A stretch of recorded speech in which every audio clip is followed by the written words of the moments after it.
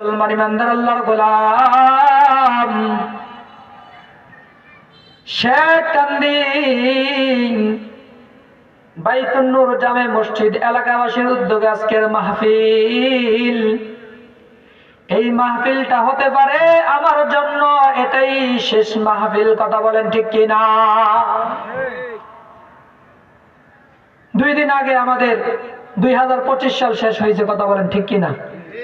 25 সালে আমরা কত গুণীজন মানুষ হারাইছি, কত গুণীজন হারাইছি। বিশেষ করে জুলাই যোদ্ধা শহীদ ওসমান হাদি রহিমাল্লাহু তাআলা, আল্লাহ তাআলা তার কবর জান্নাতের বাগান বানিয়ে দেখ, সকল বলি আমিন। আবার 30শে ডিসেম্বর হারাইছি আমাদের আপসহীন নেত্রী, জননেত্রী, 3 বারের প্রধানমন্ত্রী বেগম খালেদা জিয়াকে হারাইছি। আল্লাহ তাআলা তার কবরকে জান্নাতের বাগান বানিয়ে দেখ, সকল বলি আমিন। আল্লাহ তাআলা তার শোকত ও পরিবারকে ধৈর্য দ্বারা তৌফিক দান করুন।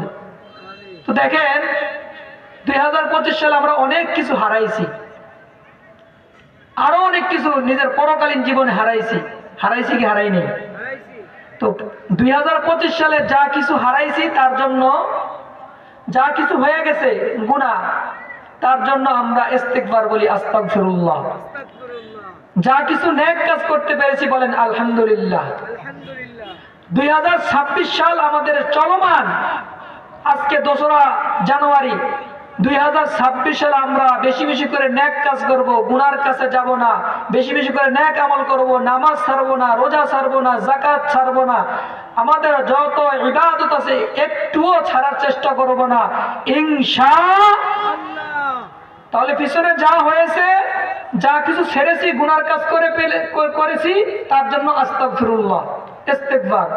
যা কিছু নেক কাজ করতে পেরেছি তার জন্য আলহামদুলিল্লাহ, বলেন আলহামদুলিল্লাহ।